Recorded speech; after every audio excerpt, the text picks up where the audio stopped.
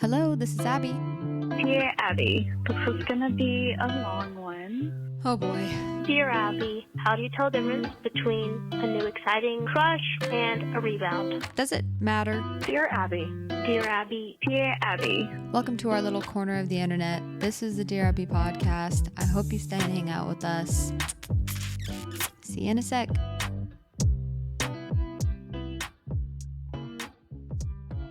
Oh my gosh. Welcome back to Dear Abby. I was going to say something else and I didn't remember what I was going to say when I started saying, oh.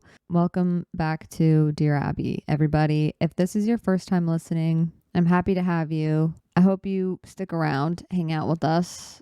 And also, if you've been listening since the beginning, you're a homie. I love you. I'd hang out with you probably.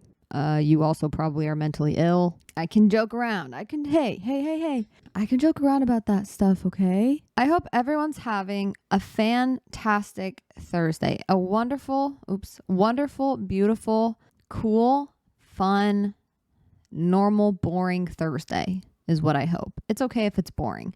I'm getting real sick of saying like that you can't make a normal life that 90% of the population has a good life. Like it's not horrible if you work 9 to 5 if you actually don't mind it. Don't let people like brainwash you into hating your own life just because it doesn't look like theirs. That was literally just from I think probably a TikTok that I saw. I actually haven't gone on TikTok that much this past week. I think it's probably been maybe like 20 minutes for the full week last week. I mean, I'll get on it, watch, like, see if Chelsea posted anything, really, and see if it has her son in it because he's so cute. And even though I could probably just go drive to them and say hi if I wanted, but I'll usually check because I like her TikToks. Instagram, though, I have been on that quite a bit, but I've also done a lot of research for my episode today. I don't have a ton of life updates, so we're kind of just going to get into the nitty gritty of the podcast. Today, we have a bit of I don't want to say, well, it is kind of a heavier subject, but I think it's a very important one. As probably 50% of you maybe know, June is actually Men's Mental Health Awareness Month, and I haven't really seen anyone post about it. I think when it comes to mental health, it's something that I just want to bring awareness to because it's important to me. So I'm totally biased, especially men's mental health. I can't really speak on it in the capacity of being a man and having depression or anxiety or OCD even. I don't know what the difference is between men and women because I can't speak for men because I'm not a man. So I don't know what their experience is like or what it's like. I do want to have, I did want to have an episode about this a while ago, and I want to have multiple like this because I think it's important to talk about men's mental health and a lot of the stigmas and the misunderstandings, the toxicity that I see surrounding men's emotions, how men should be, how they shouldn't be, what is a man, what's not a man, what is like a manly man, what's not a manly man, and just like crazy double standards, I guess. I want to talk about this topic very sensitively, but also empowering because I don't want to just talk about these things and then it not be in a way that's helpful and kind of moving forward. I'm talking about some of the stats that I've been studying on, and I got sources from a couple different places and they were pretty similar. They were like a little bit off between different sources, but again, they were pretty similar no matter where I went to find certain stats. So I wanted to read some of those as a beginning kind of to the discussion that I want to have. And then after, I wanted to talk more so on culturally what I've seen, what I've experienced as a woman, being with women and how they speak on men and how, just even on social media and podcasts that I hear. I don't know. There's just a lot of interest. There's just a lot of interesting things that I think we could talk about and discuss that I've noticed. And I also did some research and I listened to YouTube videos, podcasts of men talking about their story, their mental health story, or if they had children that, had taken their own lives. I wanted to, I guess, share what I've gathered and the information that I saw and common threads and common things that make men have to carry all this weight. Usually, according to stats, and again, I'll kind of go over what these stats to me meant, but I saw like 1 in 8 men will suffer with depression or high anxiety or like a serious mental health problem in their life. And 1 in 5 women will also suffer with something in their life regarding their mental health. But then when I kept researching, I saw that a lot of men don't get diagnosed. They never go talk to someone. They never open up. They're very rarely encouraged to go talk to somebody, to go tell somebody, to open up to their father, their mother, their siblings, their friends, their community. They're very rarely encouraged to do that. So the amount of people that actually get diagnosed is way less. The percentage that we have is way lower than what I actually, according to what I was looking at, believe it should be. And then this is where I'm going to kind of insert the trigger warnings for the whole episode. From my understanding, a trigger warning doesn't mean that if it's going to trigger you should technically turn it off. Again, I'm not a therapist. This is just what I've heard therapists say. Trigger warning really is just so you can prepare that when you get triggered, you can handle the emotions and that you know you're going to be triggered and to face it anyways and to kind of just not run away from it, I guess. But again, don't if depression, if that stuff is very triggering to you, people taking their own lives is really triggering to you, and you don't have a support system or a therapist or anything, and it could have you spiral or just is very uncomfortable, then you might not really enjoy this podcast specifically. Or you could just kind of scroll towards the end and you can kind of skip, I guess, this part. And again, these are stats that I kind of rounded out to what I normally saw at kind of the average, I guess. This was actually just from a mental health professional online. And he just posted a video for Men's Mental Health Awareness Month. And he said 84 men a week tragically take their own lives before anyone noticed the signs. 75% of all suicides are male. And I think I remember reading more women, and maybe it was, I don't remember who said it, maybe Jordan Peterson or something, said more women actually attempt, but more men actually succeed. Whew, okay. It's going to be a tough one. After searching what the main reasons for men's depression, anxiety comes from, it's, what we would think. And what I would have guessed is unemployment or just their employment, their financial situation, and their relationship status, and their physical health. So I'm not really shocked by those top 3. Those are kind of my factual stats, And you can, of course, you can always go kind of research that. There's a bunch of YouTube videos, podcasts talking about more statistical aspects of it. And I love stats, don't get me wrong, but I also just like looking at culturally and what we experience and what I've seen and how I've seen that affect how I've just seen it affect people. Again, I watched a bunch of videos about men talking about their mental health and what it's like being a man struggling with very severe depression, anxiety, all of those things. And it was really interesting to me to hear that. As I was watching one of them specifically, he was talking about how growing up, he had a hard life. He was bullied. He suffered mentally. And when he had a kid, he was like, well, I want to spare my kid from everything I went through. I don't want them to see the real world. I want to protect them. But he kind of went into overprotection, and that was just be a man. Life is supposed to be good. It's good. Everything should be good. Oh, you're fine, and was very positive. But at the same time, he was saying he never really opened up to his kids, and especially his sons, about his struggles mentally, about being depressed and about having anxiety, about the future, finances, having a family. He never expressed to his sons that that's how he had felt, and that's how life can be sometimes. Unfortunately, when his son was a teenager, he took his own life. He now has, I don't know if he has a foundation for it or some kind of, he's organized something, and he goes around and talks to people and talks to fathers and is basically saying, don't make the same mistake I did.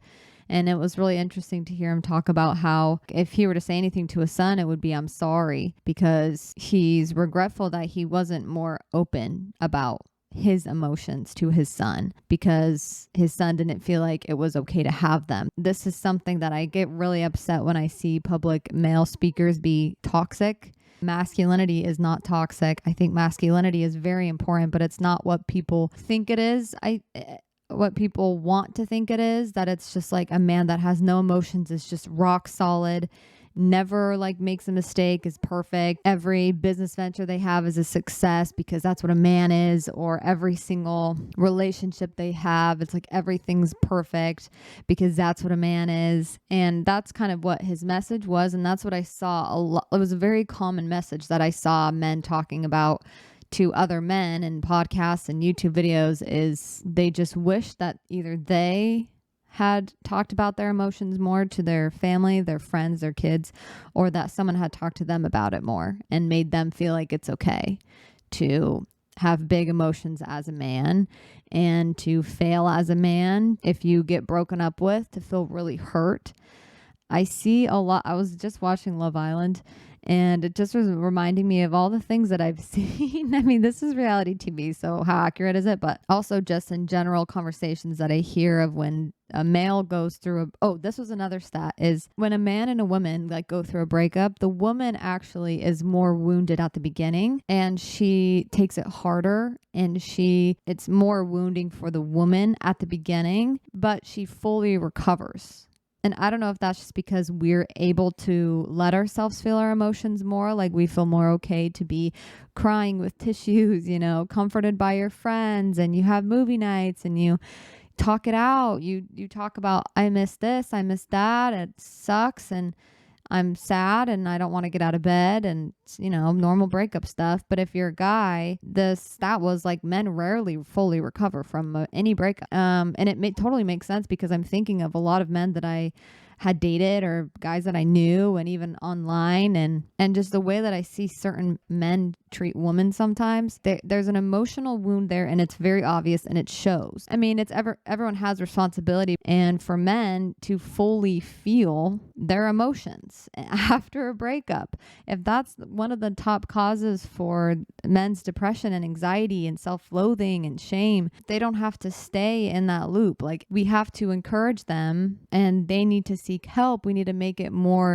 less of a stigmatized thing, that if a man's crying because of a breakup, it's like, you're not like, oh, you're such a wussy, like you're such a wuss, like be a man, go out and fill the void by hookups, by hookup culture, by taking a million girls out on dates, or by drinking alcohol, or by partying or clubbing. It's like there's an emotional wound there that can be healed. Like, I fully believe that emotional wounds can be healed. It takes a long time, and it takes a lot of work, and it's a lot of uncomfortable feelings. Think of how much better dating life would be for the men and women if men were able to actually get over breakups fully and fully recover from those emotional wounds. I was reading stuff also, and just hearing men's point of views on their relationships and how much less serious people take men being hurt by women than when women get hurt by men. I think it's weird because if I ever say anything supporting men, I feel like people just are like, oh, you're a pick me girl or whatever. And I feel like that's so dumb because there's such power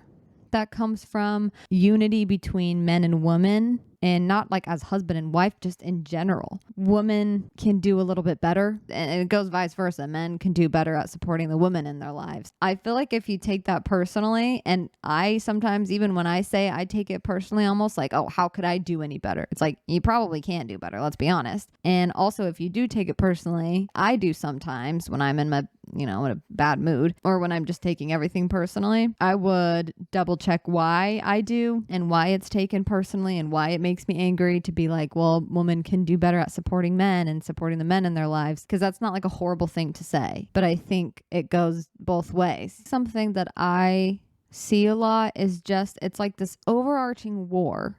And I've talked to Keaton about this too. It's like a war between men and women somehow. We're constantly like, well, men have it easier. Well, women have it easier. Well, women have it harder. Well, men have it harder. Can't we all just have a hard life and also have some easy parts of our life?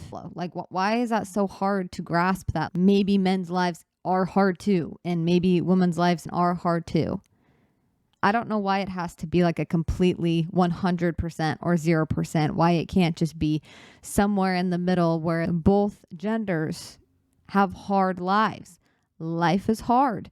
Both genders are living in life. Therefore, life is hard for both genders. If you're constantly comparing and trying to put down the other gender, no matter if it's men or women, if you get so angry at the other gender, you have to kind of take a look at why you're so angry, who hurt you, literally. The comparison is exhausting, and it's actually not very helpful. If you take a second and you think, what kind of relationship do I want with men? What kind of a relationship do I want with my husband, with my boyfriend, with my guy friends, with my brothers, my dad? Do I want it to be one full of bitterness and anger? Probably, no. I feel like I was really bitter towards men and angry towards men for a long freaking time. To share some personal background, which I didn't really want to, but now it's coming up and I feel like I should, because just to kind of relate to women, if you find it hard to really support men in your lives because you've been either sexually harassed, anything like that, there's power in healing from that. There's power in forgiving the man that did that to you, or the men,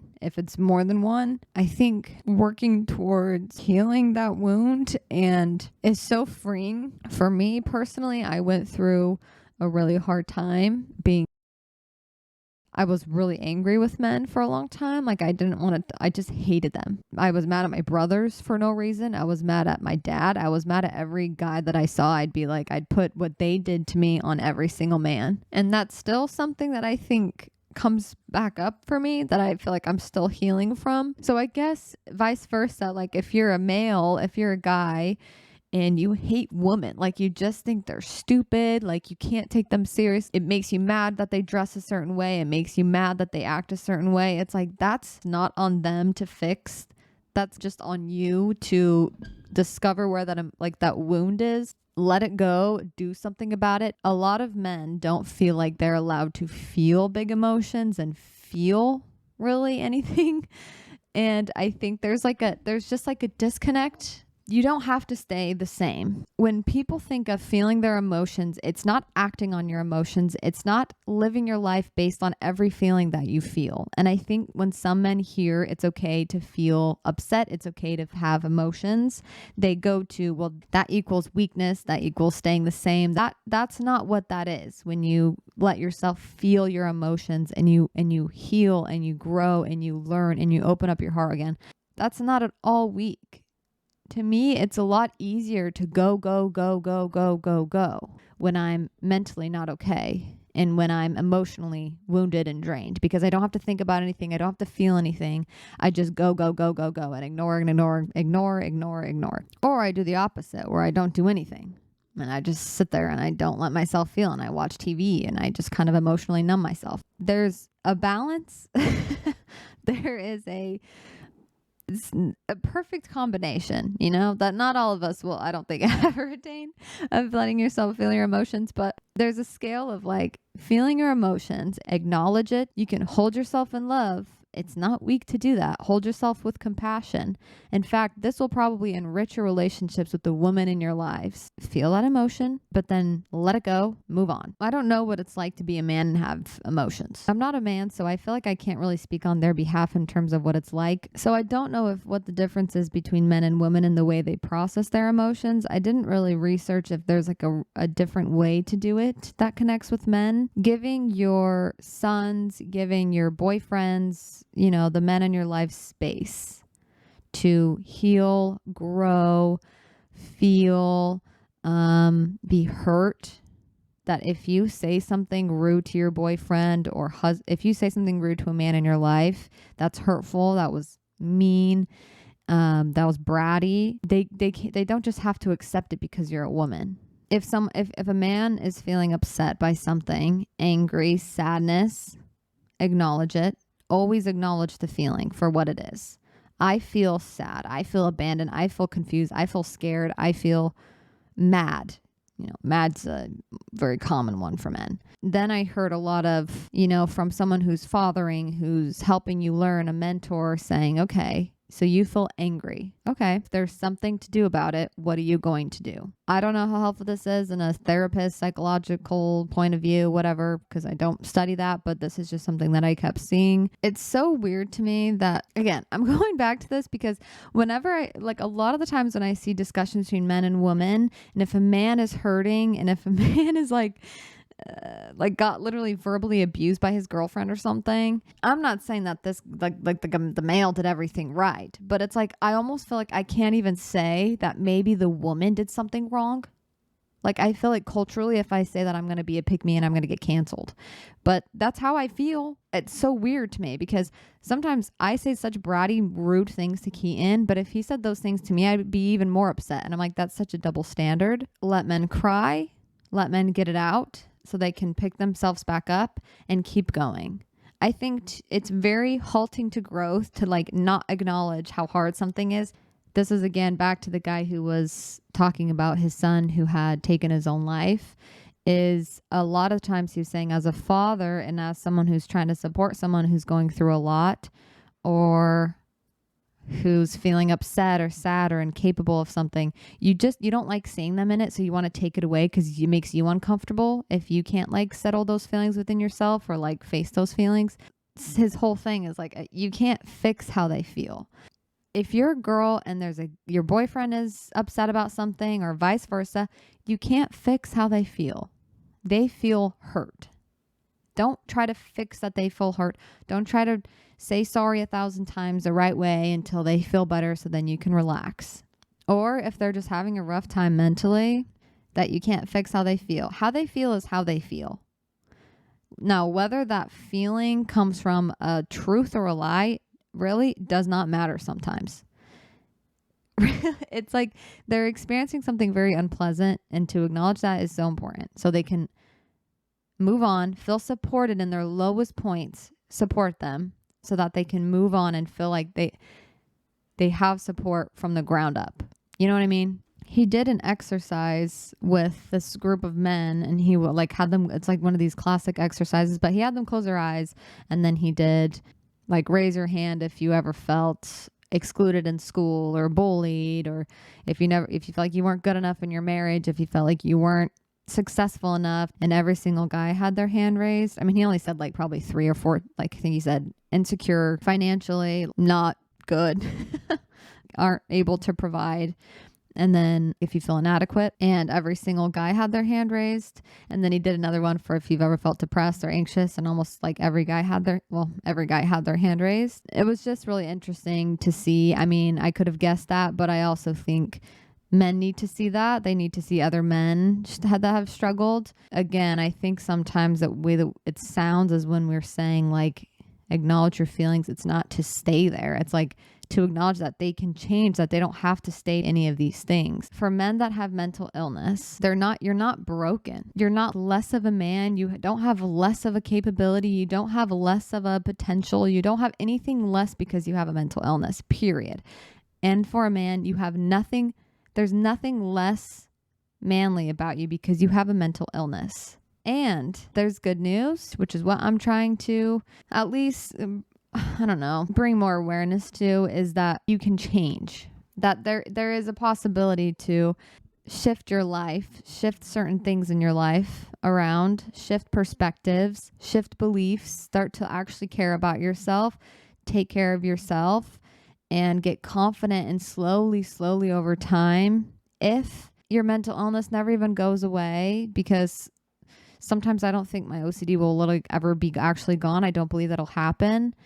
But you can still have a great, happy, joyful life with mental illness as a man and as a woman. But we're talking about men today. Again, I get so scared talking about like supporting. This is how I know it's gotten bad. Because I feel like if I support men, I will be rejected by my own gender.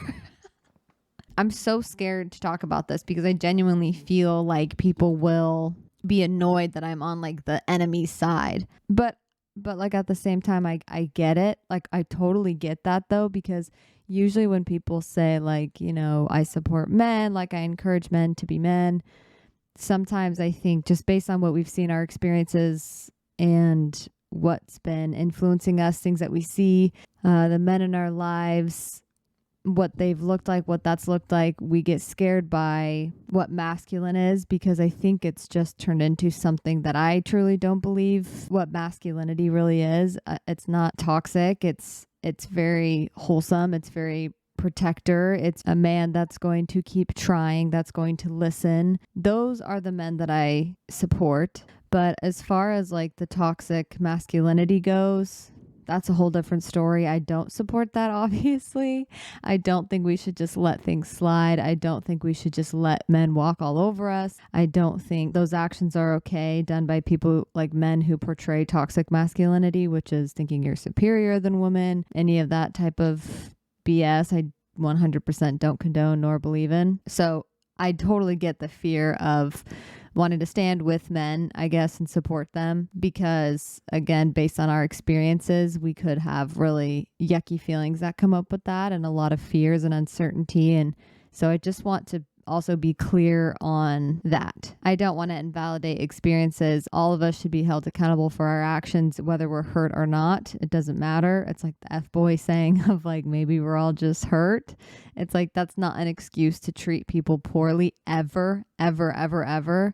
Yes, the pain that you're feeling is real, but you don't have to turn that into an action that is hurting people. So yeah, to reiterate, when I say I support men, for the people and the people who immediately think of the most toxic men in their lives, that's not who I'm saying I support their actions. I hope that they change. I hope that they grow. I hope that they can eventually get to a better place where they're not toxic anymore and they realize maybe masculinity, from what I believe, is like all those adjectives that I said previously: kind-hearted, gentle, sweet, but also can be very powerful, has the ability to be very physical, aggressive. Like they can have those capabilities, they can have those instincts, but they don't use it to belittle anyone. I'm trying my best to come across as trying to be supportive and looking for ways to move forward and grow rather than just like stay stagnant in terms of what we can support men with, or men to support themselves. Obviously, everyone has their own responsibility to take care of themselves, but I do think that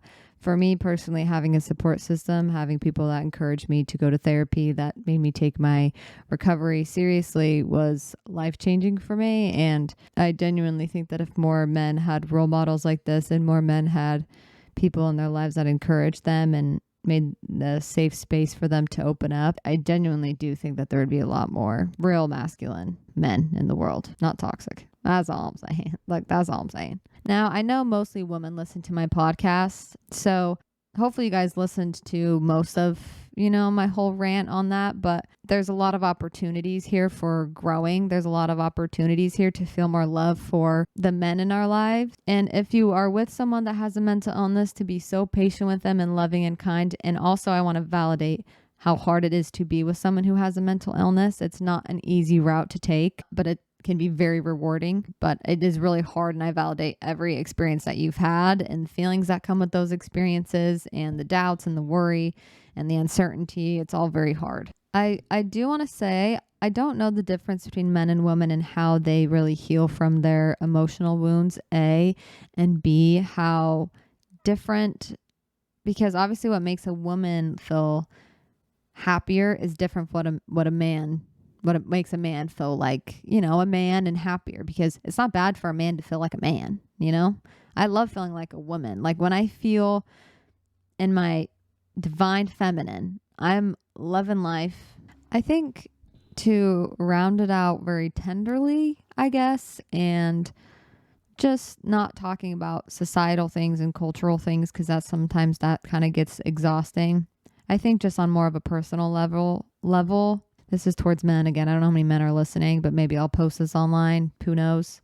I'm sorry if you are struggling with mental illness and you feel like you don't have support from the people around you. It doesn't make you any less of a man.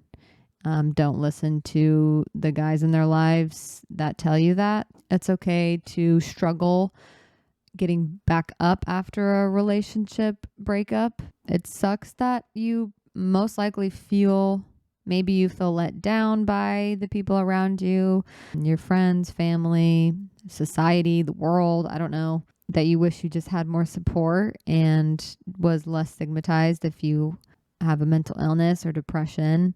And I guess last thing is that you can always change, that there's there's so many people online now that you can listen to that have picked themselves up from a really dark place. I think a lot of men just carry a lot of shame on their shoulders, and that sucks because as women, we don't like being told to look, we have to look a certain way to be womanly, because inherently, if you're a woman, you're a woman. Because if you are a woman, we do not like when men tell us what to wear, what to look like, how big our boobs should be, how big our butts should be, how tiny of a waist we should have, what our body should look like, what a womanly body is. We hate all that stuff and we don't agree with it. So I feel like it's only fair to probably not do the same thing to men. I've never felt more scared to post something online. I do want to say I have a perspective that I have due to my life experiences and what I've experienced, what I've seen, what I've been shown, and what I believe in.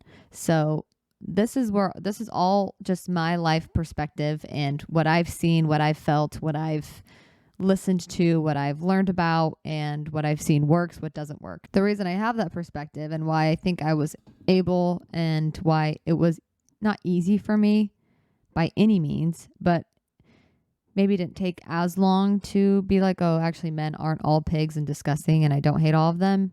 And, have that type of mindset where I'm just angry at them all the time and never believed in them, is because I have 4 brothers and a dad and a grandpa and so many people, like male role models in my life that I've seen treat women correctly. None of them are perfect, and and there's a weird thing that it's like I don't want any of the men in my life to think that I think they're perfect, because I know they're not, and I love them just as much. Like, that doesn't change my capacity of love for them whatsoever. I see how they keep trying. I know men who struggle with depression, anxiety, a lot of different things. I wish that they didn't feel like they had to suffer in silence for so long. It sucks when you see someone holding a lot of shame that you just want to rip away. Really, that's kind of my reason for this episode. Is I genuinely really believe that the more we can support the men in our lives and vice versa and support each other, the better the world will be. And if not the whole world, then at least your little communities and your little family. And the less men will feel like they're too broken or too late, or they're malfunctioning as a man, so that they don't carry as much shame. That's really my goal. I adore the men in my lives. I need them. They help me not take life too seriously. I need their muscles. I need their strength. I need their capacity to protect. I'm grateful for the men in my life. I'm grateful for my dad. So I know my dad listens to every episode. I love you. It was just Father's Day. My dad's always, talked to us about how hard life can be, but he's always encouraging. So thank you, Dad. My brothers, I don't think any of them will ever listen to my podcast, but I love them all. They've all been great examples in my life. They've all been through really hard things. I'm proud of all of them. I'm in my feels right now. So I really appreciate you guys listening. I really hope that my talking out loud in front of a camera is helpful to you guys in some capacity. Go check in with the men in your lives and let them share their emotions. And some men don't have emotions. I'm kidding, but not really. I just feel like some men just are so even kill, at least at this point in their life. But I genuinely believe that even those guys, eventually they will snap or something will happen and they'll be in a rough place. So please go like and subscribe. I've been bad at posting my YouTube videos on time. I kind of just bulk post them kind of together because I forget to do it. I don't know how many episodes this is, maybe 23, 24. Maybe the 25th episode will do something fun. Maybe that'll be my bonus episode. Huh? And I'll launch it on a Monday or a Tuesday or Wednesday, or just 2 on a Thursday or on a Friday. I kind of want to just do a fun one. I get really deep and I get emotionally drained after these, so I feel like I just want to do a fun one. I will see you guys next week. Same time, same place. Different outfit and different hair probably. And different theme. And different episode. Different topic. Bye. Love you. Bye.